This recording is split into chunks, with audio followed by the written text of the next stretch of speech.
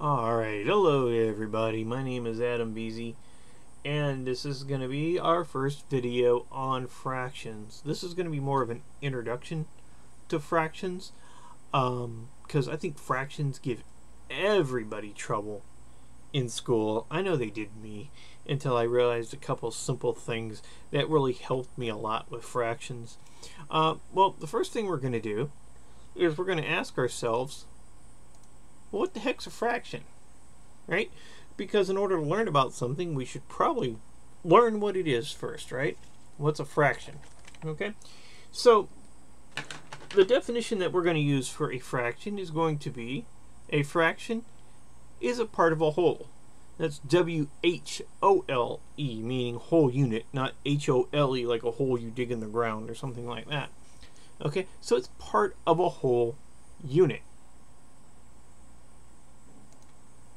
Alright, so there's a couple of practical examples of fractions, I guess. 5 out of 12 eggs are used. I got 5 empty spots in a dozen, so a dozen eggs is something everybody can relate to, right?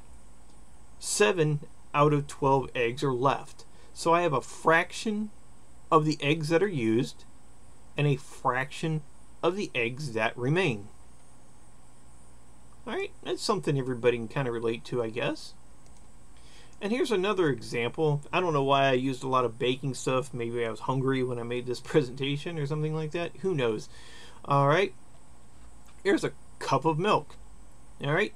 1 cup of milk is poured from the gallon. And in parentheses, a gallon of milk is 16 cups. Right? So if you broke a gallon down into cups, 8 fluid ounces, you'd have 16 of them. Alright. So 1 cup of milk is poured from the gallon. It's kind of easy to visualize that, right? Okay. Now, when we're talking about fractions, what's the anatomy of a fraction? Right? The anatomy of a fraction is as follows. We have a number x over a number y. Okay? And the reason we use x and y is we're not using really any definitive numbers. This is kind of an abstract concept, right? And abstract basically means broad concept. Okay? We're taking all the details out of it, and we're just looking at what the anatomy of a fraction is. Alright? Now, this number up top is called the numerator. Alright? The numerator is up top. The denominator is the number on the bottom.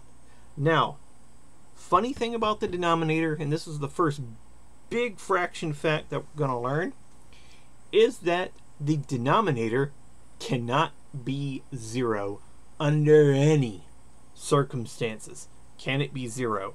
I don't care if you have a 0 up here in your numerator, you cannot have a 0 in your denominator. I can have a 0 in my numerator, and I can have 100 in my denominator. That's okay. But I cannot have 100 in my numerator and a 0 in my denominator. My denominator cannot be 0. Say that to yourself a million times until you remember it.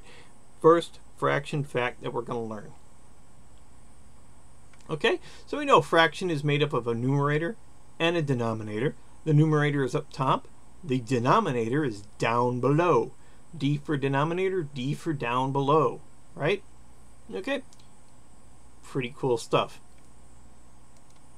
Alright, now, we have 3 basic classifications of fractions that we need to be worried about. Okay? And that is, we got a proper fraction, we have an improper fraction, and we have mixed numbers. Alright?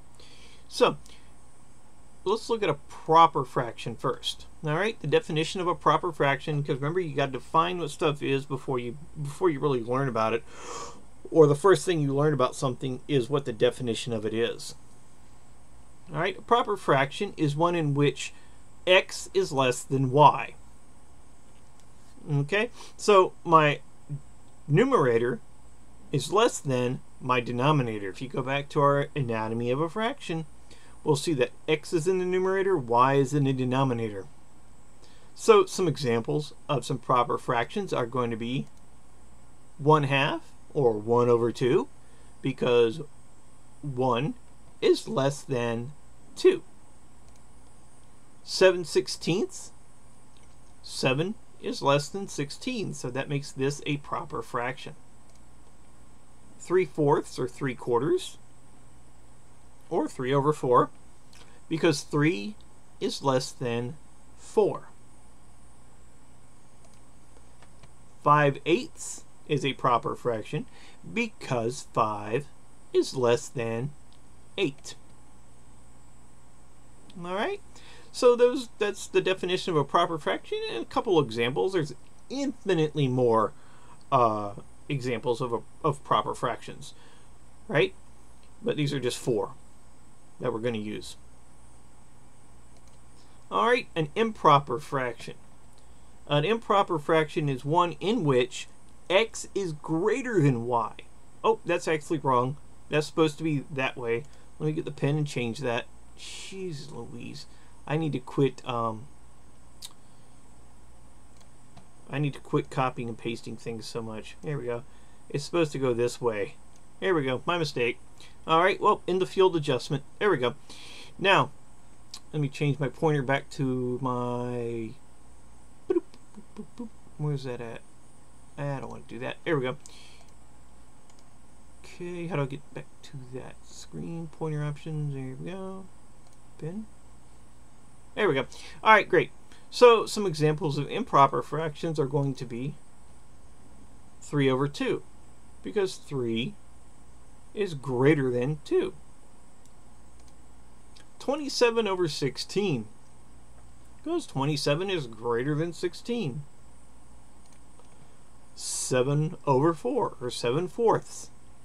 Right? We can also say, over here we can say 27/16 and 3/2 or whatever. Alright, so 7/4, because 7 is greater than 4.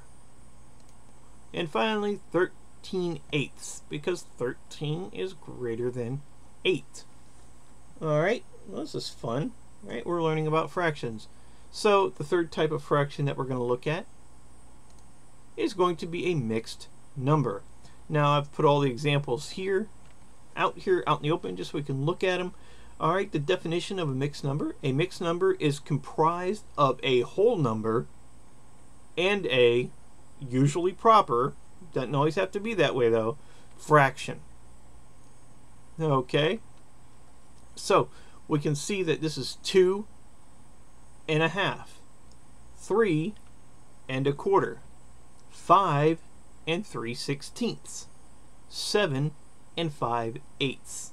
Okay, these are all mixed numbers, and again they're called mixed numbers because they have a whole number and a fraction. Okay, usually a proper fraction. Doesn't always have to be a proper fraction. Alright, that comes to the end of our first video on fractions. I'm just handing you out stuff in small chunks right now.